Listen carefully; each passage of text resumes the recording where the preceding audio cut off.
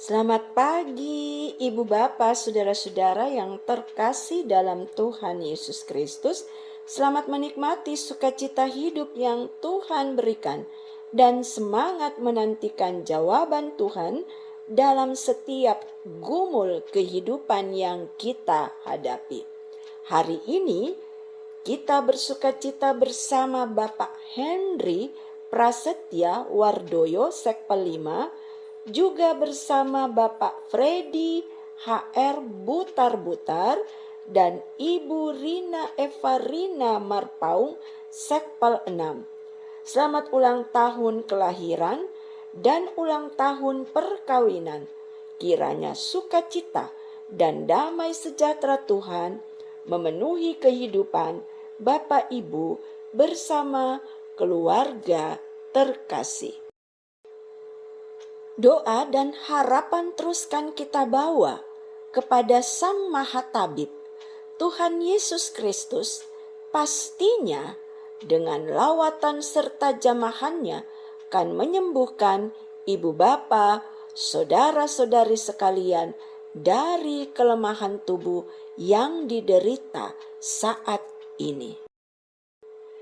Kekasih-kekasih Kristus, mari berdoa sebelum membaca bagian firman-Nya di pagi hari ini. Bagian firman-Mu akan kami buka dan baca serta renungkan di pagi hari ini. Ada kuat kuasa Roh Kudus-Mu yang menuntun kami sehingga kami hadir sebagai pendengar-pendengar yang baik dan juga hadir sebagai pelaku firman-Mu dalam ketaatan dan kesetiaan kami sebagai umat Tuhan di kehidupan yang Engkau percayakan. Amin.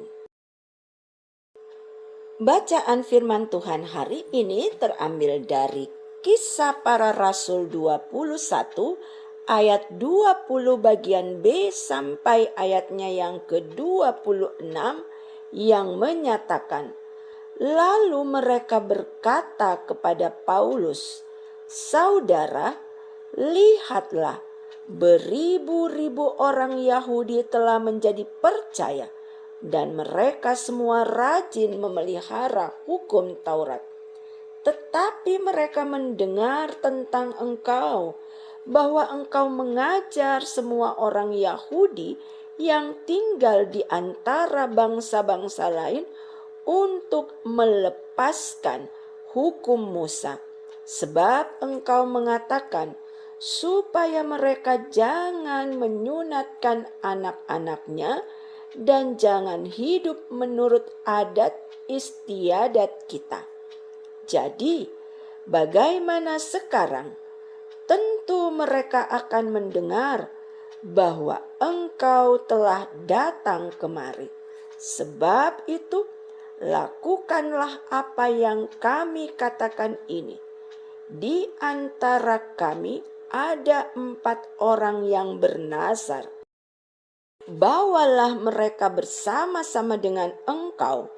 Lakukanlah pentahiran dirimu bersama-sama dengan mereka dan tanggunglah biaya mereka, sehingga mereka dapat mencukurkan rambutnya. Maka semua orang akan tahu bahwa segala kabar yang mereka dengar tentang engkau sama sekali tidak benar, melainkan bahwa engkau tetap memelihara hukum Taurat. Tetapi mengenai bangsa-bangsa lain yang telah menjadi percaya, sudah kami tuliskan keputusan-keputusan kami, yaitu mereka harus menjauhkan diri dari makanan yang dipersembahkan kepada berhala, dari darah, dari daging binatang yang mati dicekik, dan dari percabulan. Pada hari berikutnya, Paulus membawa orang-orang itu serta dengan dia, dan ia mentahirkan diri bersama-sama dengan mereka, lalu masuk ke bait Allah untuk memberitahukan bila mana pentahiran akan selesai dan persembahan akan dipersembahkan untuk mereka masing-masing. Kekasih-kekasih Kristus, hoax atau berita bohong zaman sekarang banyak sekali beredar dan ada banyak yang mengarah kepada fitnah. Semua itu tujuannya untuk memutarbalikkan fakta dan menjatuhkan seseorang atau kelompok tertentu demi kepentingan diri atau kepentingan kelompok. Sebagai rasul Allah, Paulus pun mengalami hal itu. Paulus dikabarkan bahwa dalam pelayanannya ia tidak lagi memelihara hukum Taurat. Lalu apa tanggapan Paulus dalam menyikapi kabar bohong tersebut yang telah mengarah kepada fitnah terhadap dirinya? Cara Paulus adalah dengan beberapa murid melakukan pentahiran sebagaimana yang diatur di dalam hukum Taurat. Difitnah sebagai murid Tuhan, terlebih pelayan Tuhan. Ini realita yang ada. Bukan hanya dialami oleh Paulus kala itu, tetapi saat ini pun ada dan menjadi bagian kehidupan kita, termasuk kehidupan gerejanya. Semoga kita tidak berada dalam posisi sebagai orang-orang yang menyebarkan berita bohong atau hoax yang mengarah kepada fitnah. Mengalami hal sebagaimana yang dialami Paulus, sakit hati, marah, dan ingin membalas. Ingat firman-Nya yang menyatakan, pembalasan itu hakku. Roma 12 ayatnya yang ke-19. Umat Tuhan dan pelayan Tuhan tidak boleh membalas kejahatan dengan kejahatan. Tetapi mari mendoakan mereka-mereka yang melakukan kejahatan itu. Karena menyebarkan berita bohong atau hoax adalah tindak kejahatan yang di dalam negara kita ada hukumnya. Seperti halnya Paulus, mari tetap kerjakan karya layan yang dia amanahkan dan teruslah menyaksikan kebesaran namanya.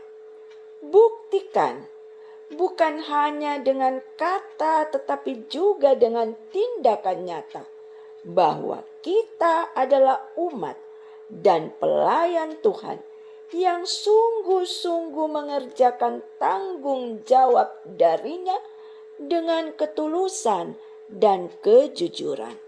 Sekali lagi, ingatlah pada sabda firman-Nya. Janganlah kamu sendiri menuntut pembalasan, tetapi berilah tempat kepada murka Allah. Sebab ada tertulis, pembalasan itu hakku. Akulah yang akan menuntut pembalasan. Firman Tuhan. Roma 12 ayat 19. Bandingkan Ibrani 10 ayat 30 dan Ulangan 32 ayatnya yang ke-35a. Saudaraku, mari kita berdoa di pagi hari ini. Sungguh indah berita firman-Mu ya Tuhan.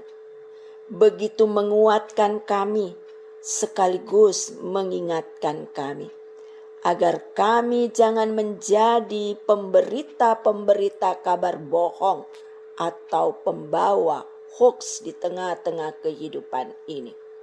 Ajar kami juga untuk tidak membalas kejahatan dengan kejahatan, tetapi berserah pada kuasa-Mu, karena perlakuan-perlakuan yang tidak pantas terhadap kami sebagai umat-Mu, terlebih kami sebagai pelayan-pelayan-Mu, kami imani Tuhan tidak tinggal diam.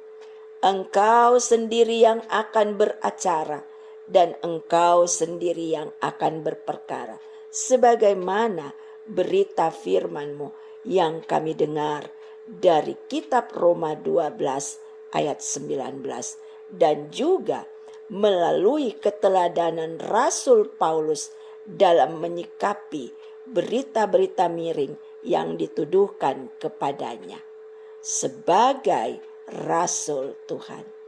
Teruslah tuntun pimpin langkah kami ya Tuhan, dalam setiap karya layan yang Tuhan percayakan untuk kami kerjakan di sepanjang hari ini. Ada berkat yang menyertai kami, ada kuasa yang menopang kami, baik secara pribadi maupun kami sebagai keluarga, demikian juga kehadiran sebagai gereja-Mu. Ini kami yang berharap, ini kami yang bersyukur dalam kasih Kristus Yesus Tuhan dan Juru Selamat hidup kami. Kami sudah berdoa. Amin. Selamat pagi.